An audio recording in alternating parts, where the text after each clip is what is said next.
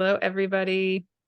My name is Martha Alter Hines, and I'm here with Verena Borell.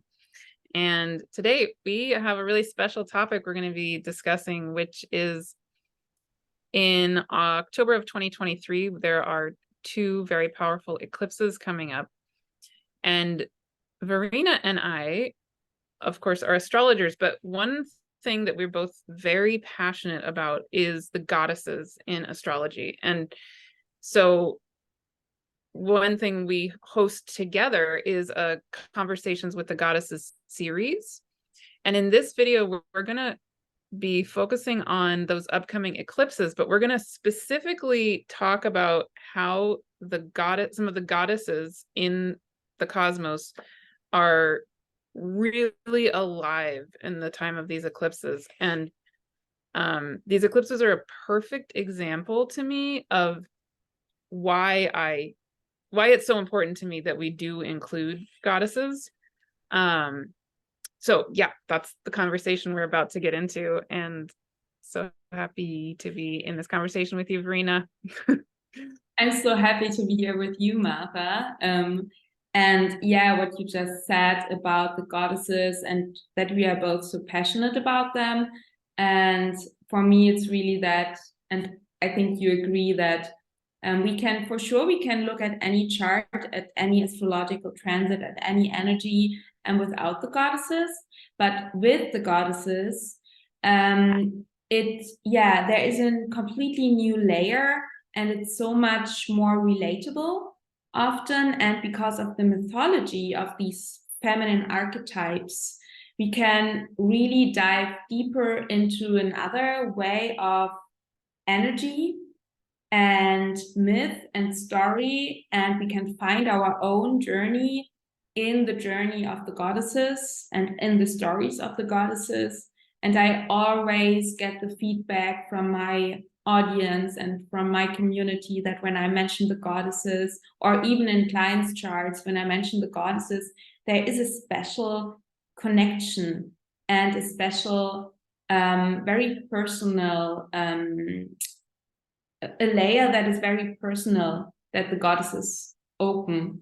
And so we can unlock, in our case, the eclipse charts. We can unlock them and come look at them from a different angle than without the goddesses. Yeah. Absolutely.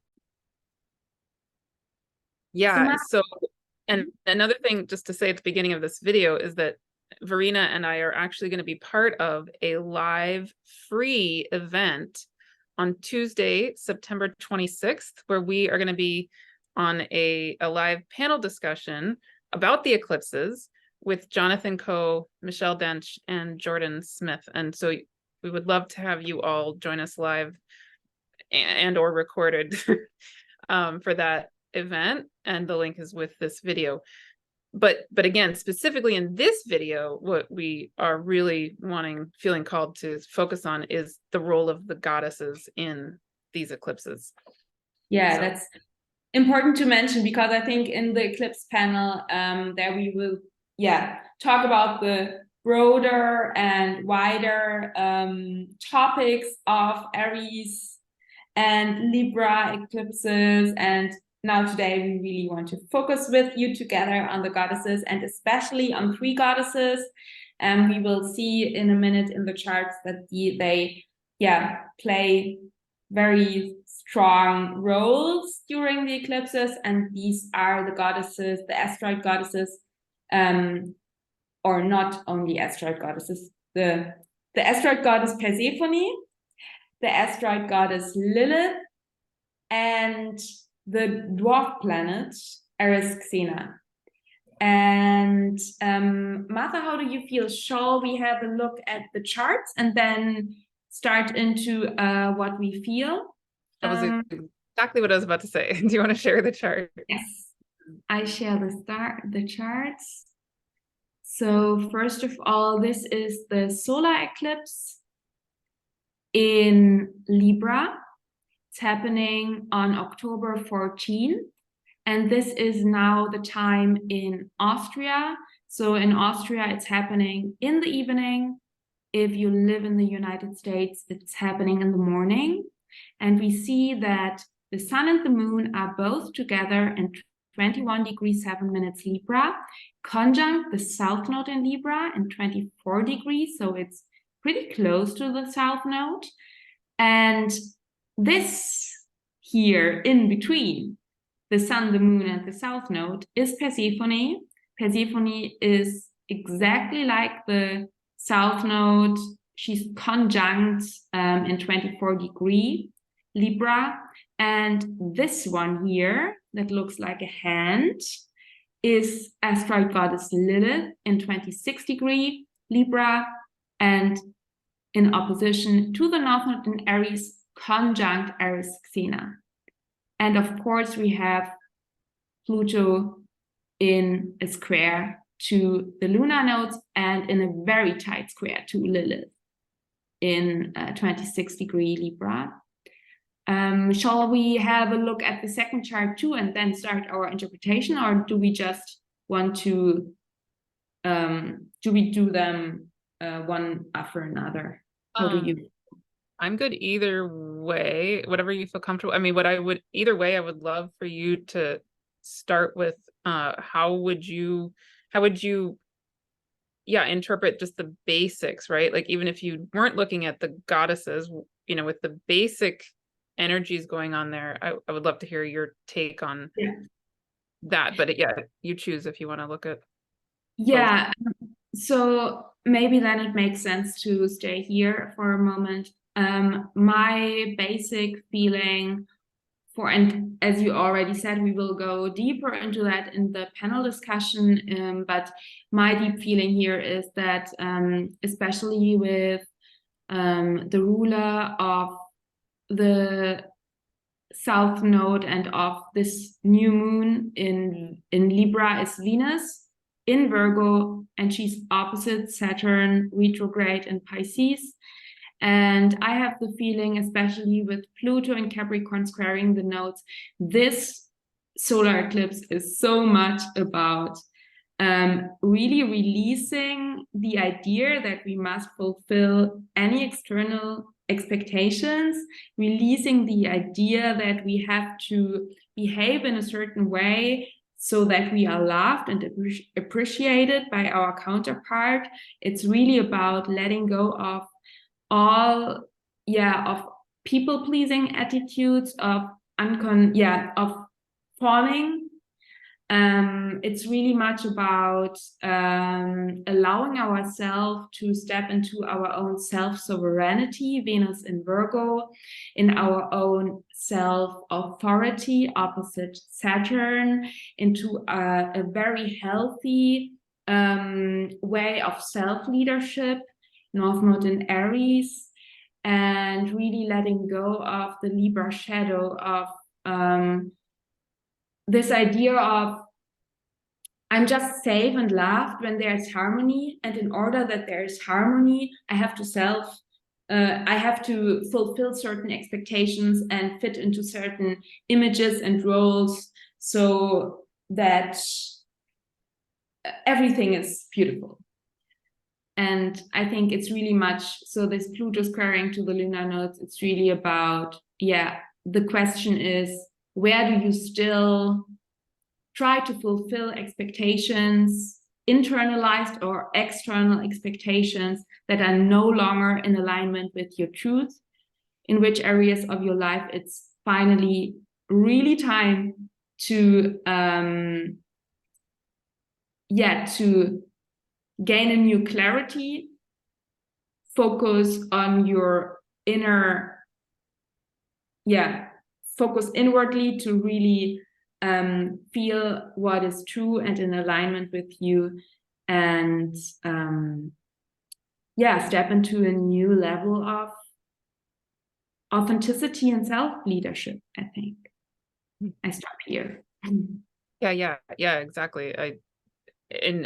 In the biggest sense, because the nodes are in Libra and Aries, I mean, to me, that's the big theme being highlighted for this whole 18 months, but especially with the eclipses happening, while the nodes are in that polarity. And so, right, for me, it's so much about, with Pluto squaring the nodes, dissolving our way of, like coming into a new way of meeting the needs of ourselves and the needs of others as one entity, that there's not a either or, that we can both be fully in our awareness of ourself and our own needs, and fully in relationship. And that's a balance that I think most of us have a hard time with.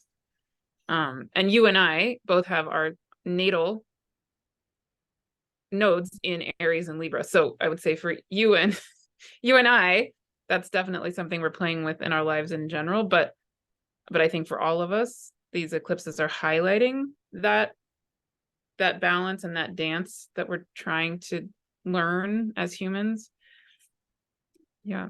Totally agree. And I think I will dive deeper into that in our panel discussion, but I have the feeling that this first eclipse season in autumn is coming right after Virgo season, and the next eclipse season in spring is coming after Pisces season. So I have the feeling that this first pair of eclipses is more about, I'm going into relationship from the place of self-sovereignty, and really this emphasis, this emphasis on, I learn to set healthy boundaries. I learn to be in my own power, Mars in Scorpio. And I have the feeling that the spring eclipses are more about, okay, now I have the capacity to be more open, forgiving, compassionate, feel more like we are all connected all the time. If we are in Libra or in Aries, it doesn't matter.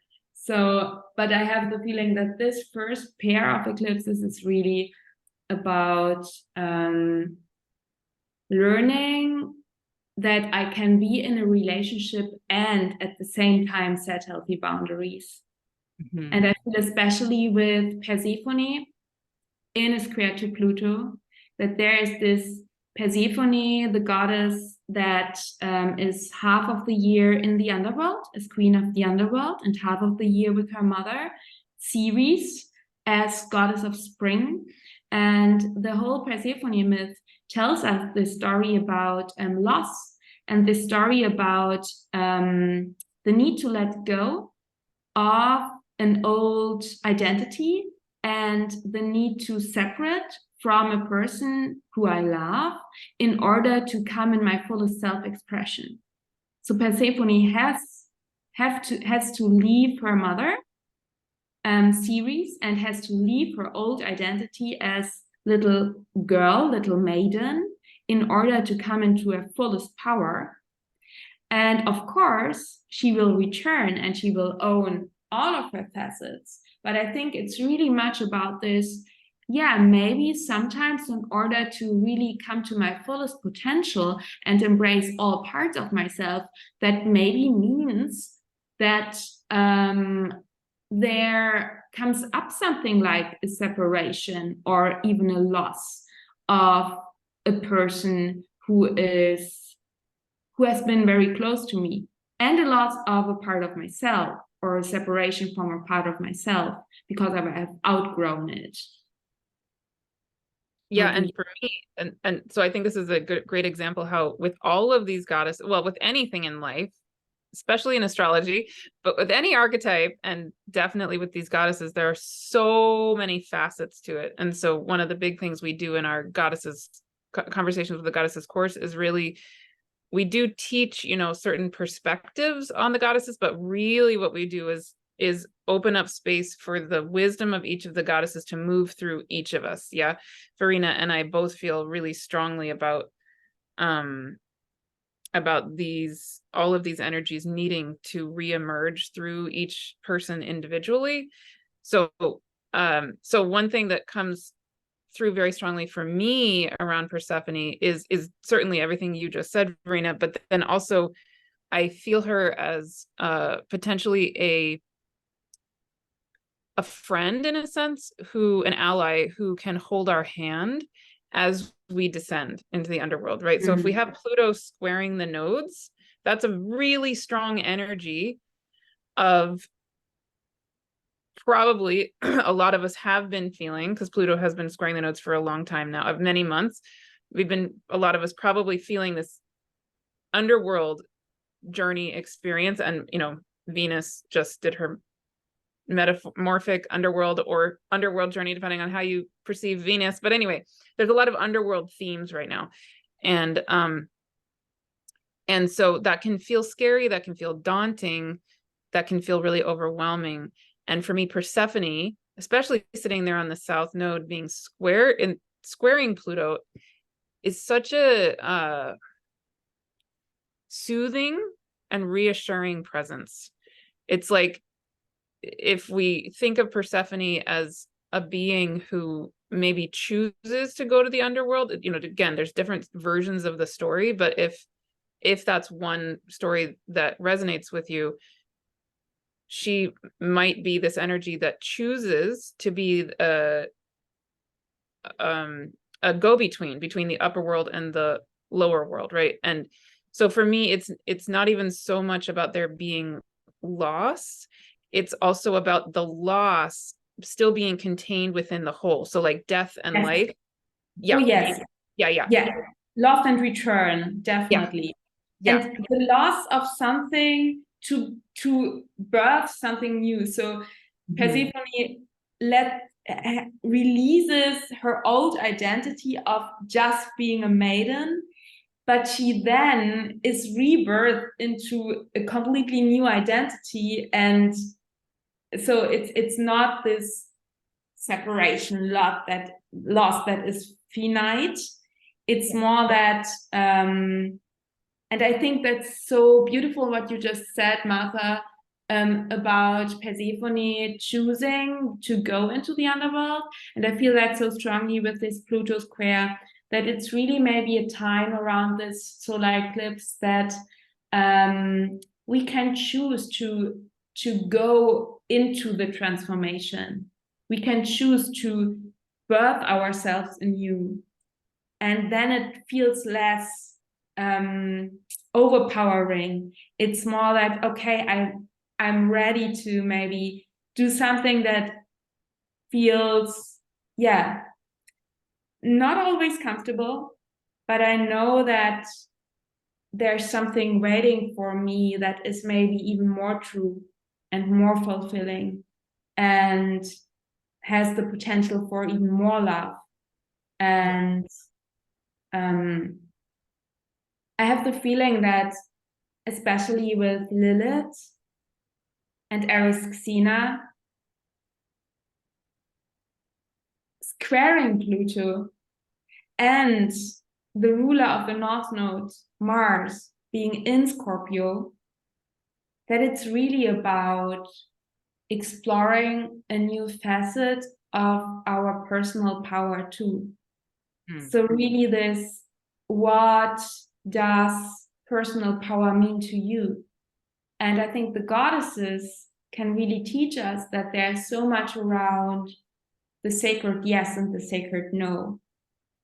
And standing up, Lilith, when you feel that there's something against your values, and really even developing sacred anger or channeling your anger in a very healthy way so that you can stay in your truth and act in an aligned way, and don't let yourself, or don't make yourself smaller or adapt or fawn in order to be loved, but really through this more aligned way to act and to say yes and to say no when it comes from your heart,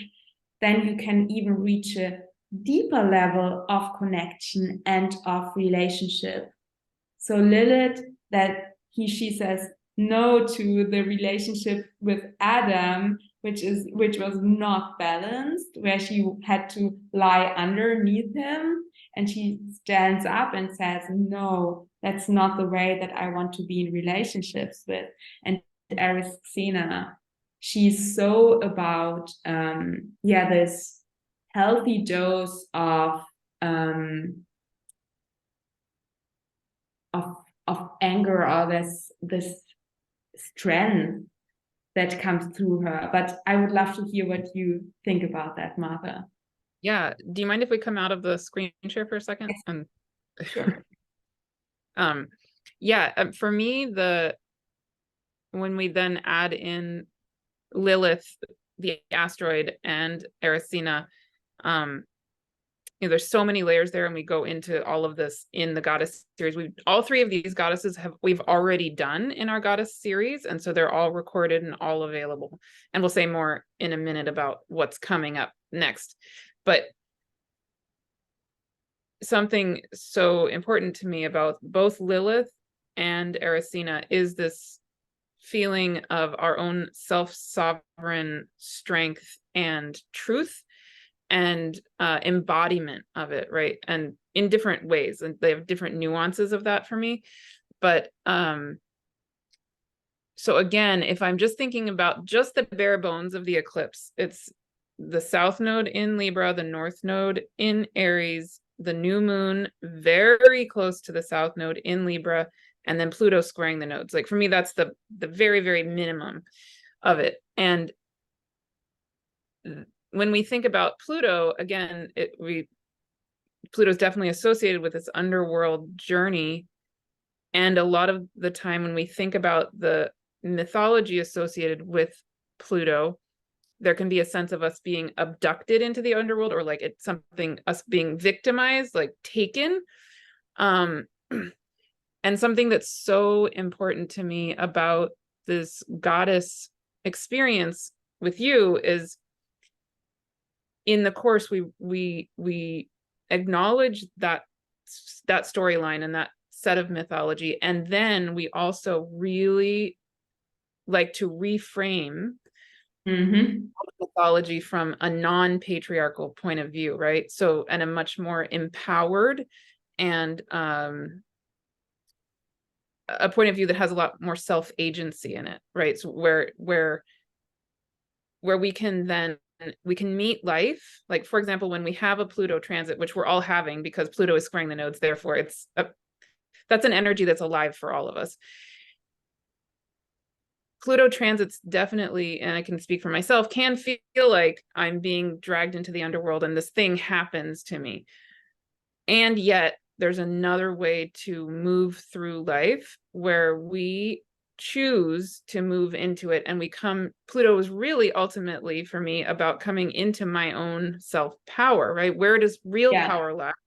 Real power is source, and is me as source, and is you as source, or the divine, or whatever words feel good for you.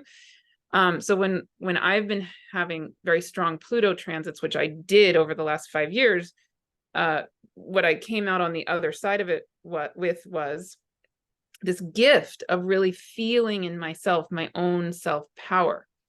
So that's true with just that Pluto squaring the nodes on these eclipses.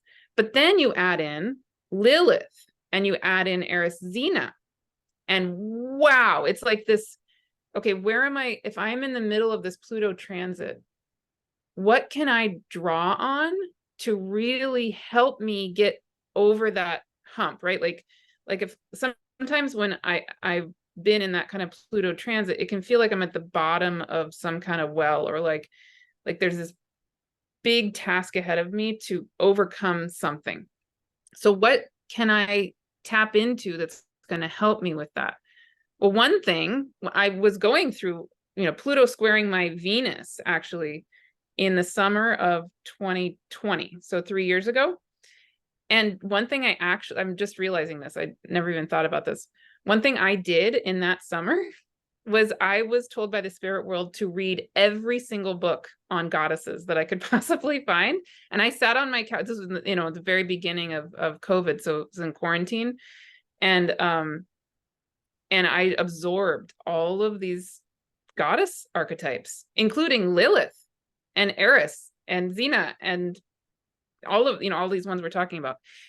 And it filled me with a different version of my own strength, right? It was so empowering to realize, oh wow, like I am a Lilith, and I am an Eris, and I am a Xena, and I am a Persephone, and I am a Ceres, and I am all of these. We are all of them.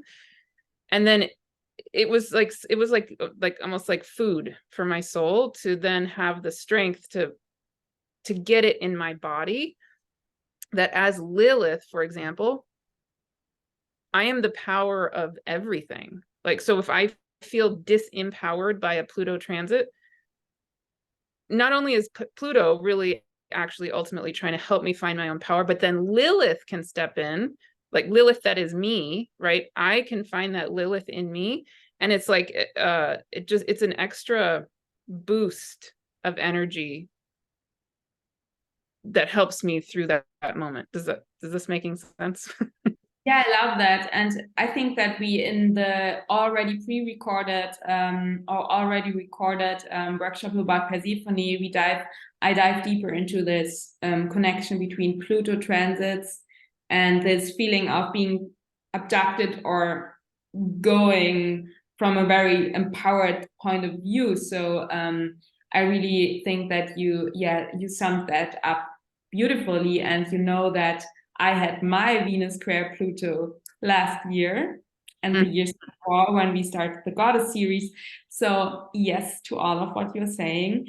And I really agree with this very powerful energy of Lilith and Eris-Xena together in this eclipse that really brings us to, for me, really this Eris-Xena in Aries and Lilith is really the sacred anger and the sacred rage. So really what you say as this power, this not a blind anger, not a blind rage, really this, it comes from the deep bottom of the root chakra, from the heart into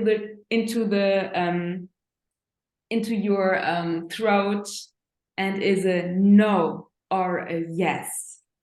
And this deep felt experience of self-agency, of self-authority. And I mean, this is in the chart, Venus in opposite to Saturn, Pluto in Capricorn squaring the nodes. So it's so much about self-sovereignty, self-agency. Venus in Virgo, self-sovereign, hold on to yourself. How do you feel? Shall we have a look at the lunar eclipse, or do you want to stay with the solar eclipse for a moment? The very last thing I would say about this first eclipse is that I also noticed that Diana, which we also did a workshop on, and is recorded in there, it's going to be opposite Pluto. Yeah. Also squaring the nodes and squaring the eclipse, right? So I don't know if there's you are really the expert on Diana. I don't know if there's anything you want to say about that. Oh yes, she's so much about rewilding. So I think Diana in Cancer is really reminding us to rewild and come back to our untamed nature, to our feminine nature, I don't mean female, I really mean feminine energies. So this in Cancer, Diana has for me a huge and nurturing quality also. Diana in Cancer is for me really in tune with the cycles, with the natural cycles, even though they maybe are against that what society thinks how you should function. So really listening inwardly, trusting your own rhythms. Diana in Cancer is very much for me the goddess of the young waxing moon. So birthing something new, bringing a new you into this world, releasing old versions of you that are your conditioned self and really coming back to this untamed, wild part of your soul that wants to be rebirthed into the world. Yeah, I mean, and the big overall picture that I'm getting in my body and in myself as we're talking is the sense of what I've been feeling for a few weeks, a few months now, is I think it's as Pluto has been squaring the nodes. I can speak for myself in my own life, but I think it's true on a bigger level.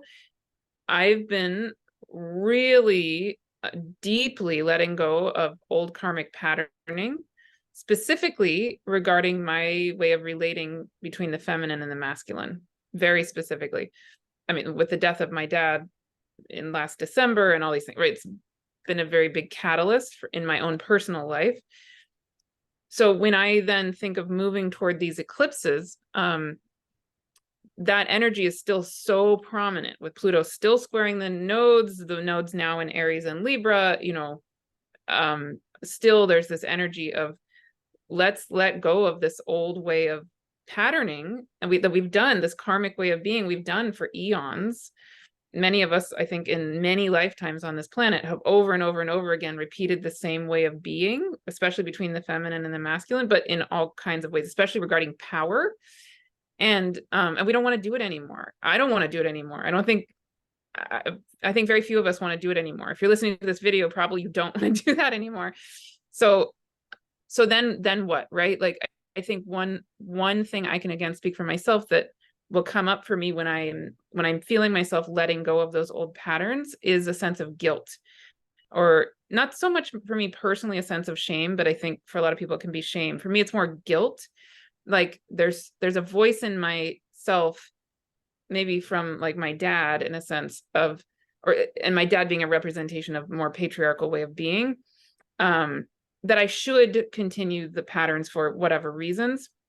So then when we add in the goddesses, like we add in Diana, we add in Eris-Xena, we add in Persephone, Lilith, to me, it's like having a circle of friends, like a circle of very strong, clear, grounded, beautiful, loving friends with me who are mirroring to me another reality, like another way of being that is actually more in line with myself and with the divine. That then they're saying, no, it's okay. Like, yes, you have done this patterning for a long time for whatever reasons. The lots of life on earth has chosen to do this way of patterning life, and we're here to demonstrate and be with you another way and help you birth into another way, right? So when we don't have those friends, it's another layer of difficult. If we don't have like a mirror, an example of archetypes to move into, it's just harder. But then when we do have these archetypes, which we do, it's like, wow, like being surrounded, right?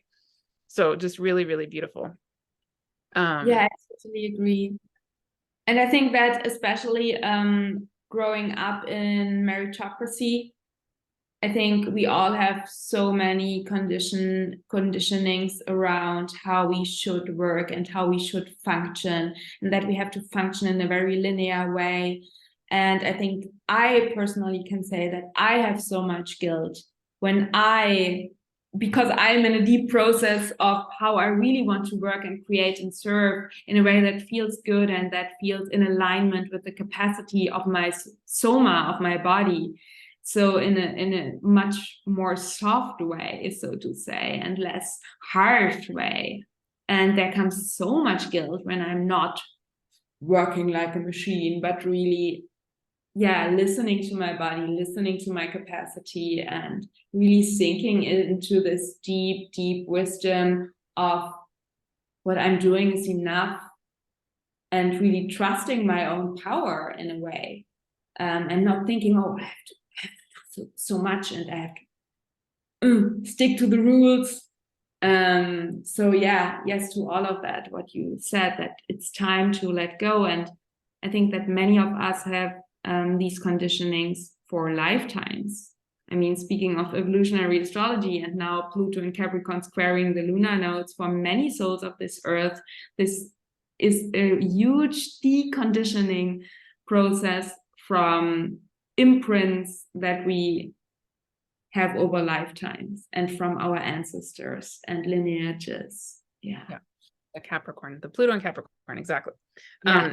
So yes, in terms of the other eclipse, this first eclipse to me is much more powerful, but I'm curious what you think. So we could even not necessarily spend tons of time on the next eclipse, because I think that this first eclipse brings up so many of these themes that are calling to me personally. But yeah, I feel ready to move on to the next one if you want to.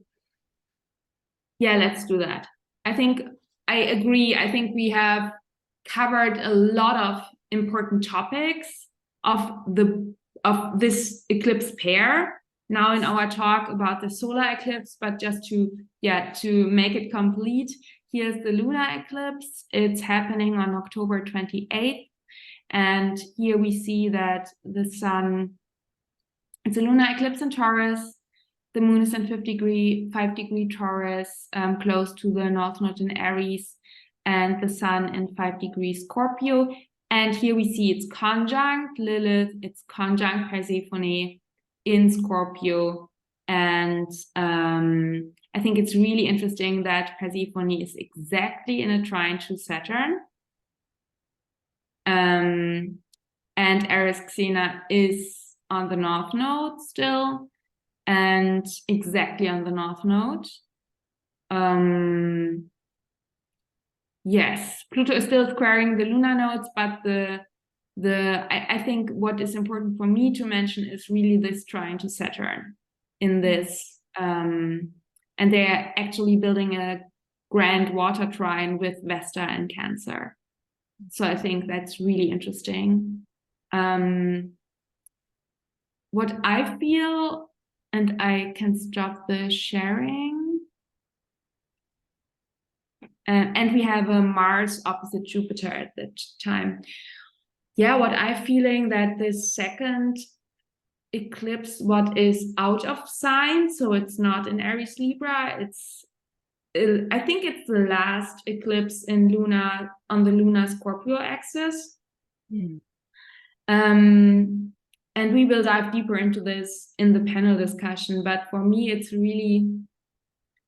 it's a coming back to the body and the earth. And it's more like there's so much happening during the solar eclipse. There's so much Aries and Libra and fire and air and Mars and Scorpio. And there's so much maybe also, in a way, initiation, seeding, maybe even confrontations.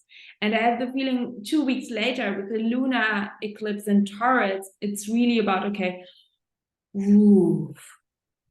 okay, I'm ready for this deep Scorpio transformation.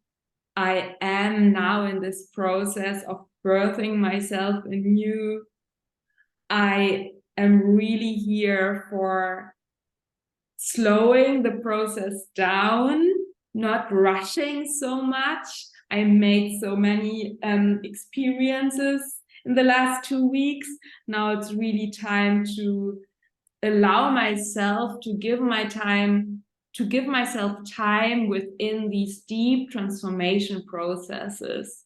Even the trine to Saturn in Pisces, and Saturn will stationing direct just a couple of days after this lunar eclipse, and then move forward again. So it's really this, I'm coming back into my center, into my body, into the earth, into my self-authority, into my self-sovereignty. I'm taking some deep breaths, and then I will move on in my natural pace and in exact alignment with my values, with my needs, with my desires, and with a deep, deep trust that the love is not away, that the love is within me, that I'm enough. Beautiful. Right. and one of those goddesses that happens to be playing into that, what you just were describing, was Vesta, right? And which happens to be the next goddess we're doing in our series. So maybe this is a good segue to describe the series. Does it feel complete in terms of talking specifically about the eclipses? Yeah, I think maybe just one more word to the lunar eclipse. I think Persephone and Lilith are then in Scorpio. And I think that what you said about Persephone as our ally who guides us into the underworld feels really good. I think it's really at the second lunar eclipse, then Persephone is in the underworld in Scorpio during the second eclipse, and is really, yeah, our ally, our friend in this deep transformation process, into this process where we become the queen of the underworld, where we step into our full power and she's with us. Yeah. So that we are less afraid of our own transformation and our own power, because stepping into our own power can be very, very scary. Yeah.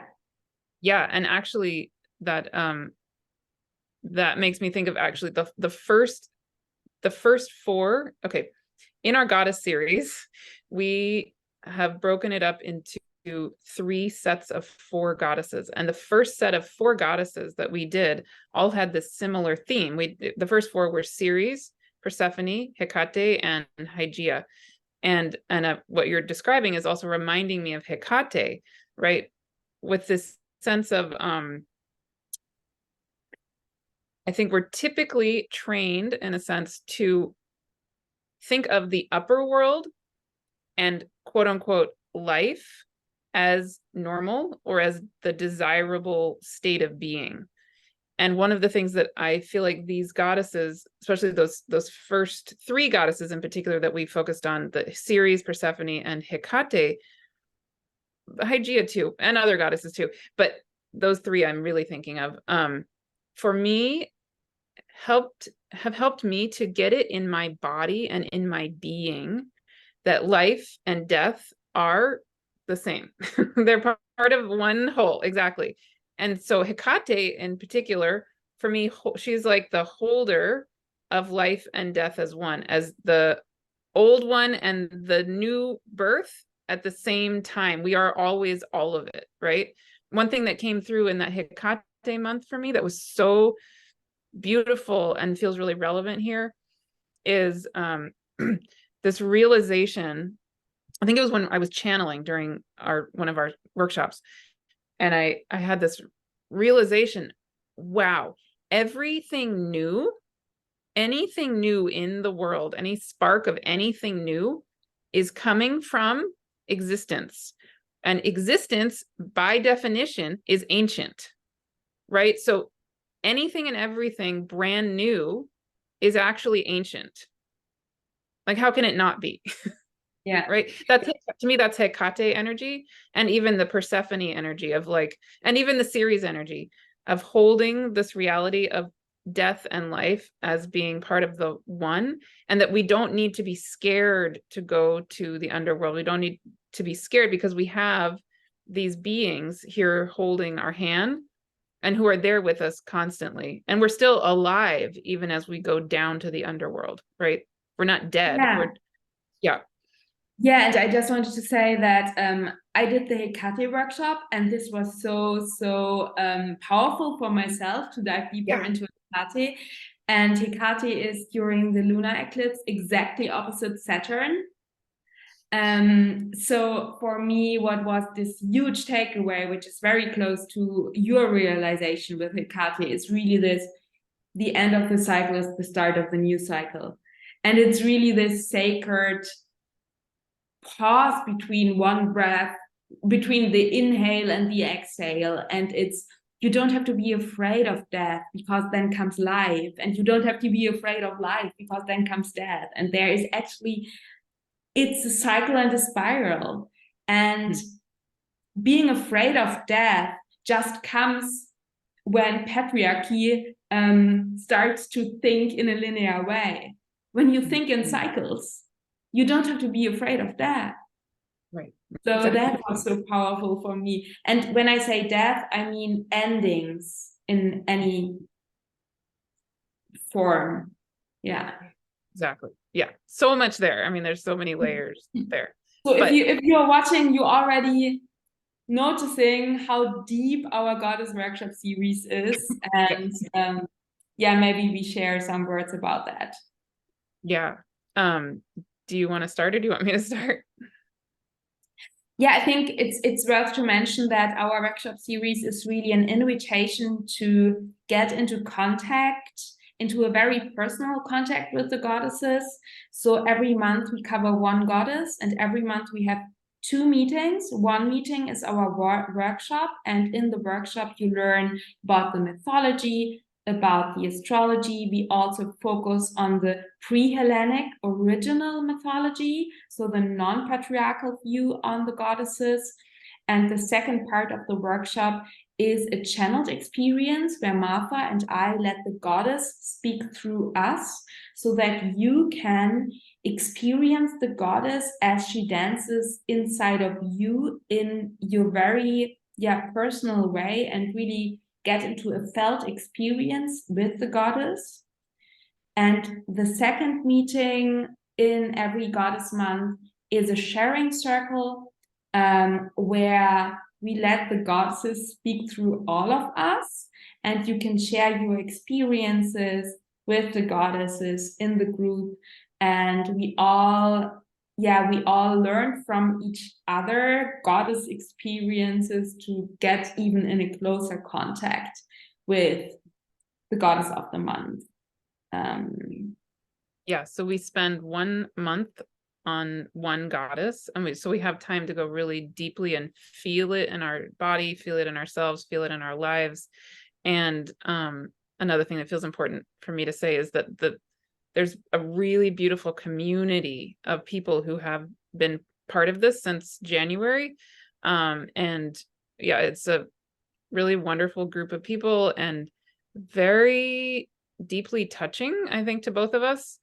What comes up in people's sharing and just in the communication that happens between people. And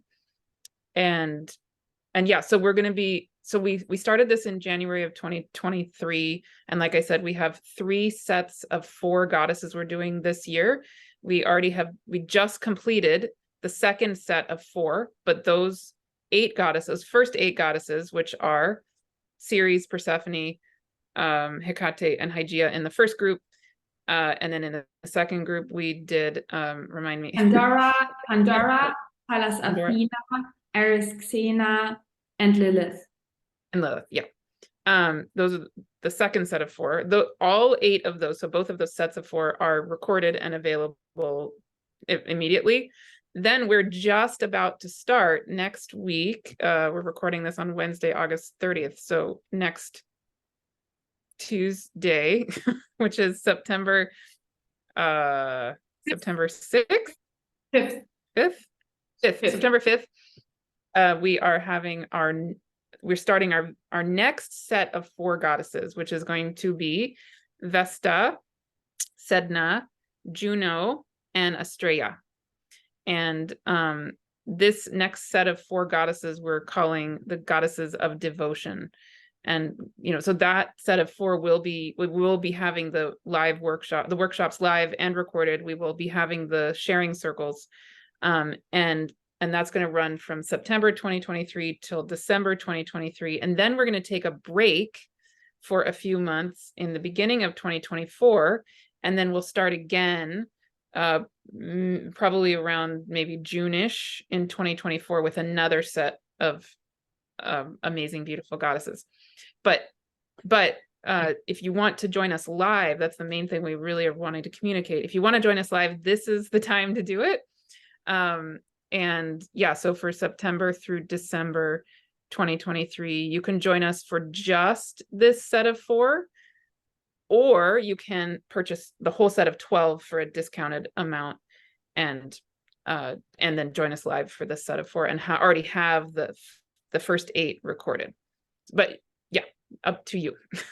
And it's worth, it's important to mention that when you now watch the video after September 5th, where we have our first live Vesta workshop, it's no problem. You can sign up at any time until, yeah, you can sign up at any time and you just join us then for the next live workshop. So, yeah. And these goddesses will be available indefinitely. So actually, anytime you're watching this recording, you can join us for everything that's been recorded. And we will announce, you know, in 2024, the next set of goddesses we're going to be doing. But we have a really beautiful set I think we're going to be working on. But this set that we've been doing in 2023 is also incredibly beautifully life-changing. We've heard from a lot of people how profound it has been, and we would love to have you be part of it. Yeah, that would be beautiful, to be in conversation with your goddesses. Yeah. Yeah. And yourself as the goddess, whatever your gender. That's another thing. Sorry, before we end, just to say really quick, this is absolutely meant for people of any gender identity and any sexual orientation. We actually, both of us, really highly value including and celebrating people of any and all genders and any and all sexual orientations. Very, very important to both of us. So yeah, just super important. It's not about female energies, it's really about feminine energies, and that are completely independent from your sexual orientation, from your gender. Every soul and everybody is welcome, in our community. Beautiful. And I think, you find all information about our Conversations with the Goddess series in the description of the video. You find the link where you can sign up for our panel discussion about the eclipses. You find the link to Martha's and my homepages, where you find other teachings and courses that we offer. But yeah, we would really love to see you in the Goddess series and to journey and goddess together with you. Yes. Thank you, Verena. Thank you, Ma. See you all soon. And please submit questions, comments, share anything you want to share with us. We would love to hear. See you all soon.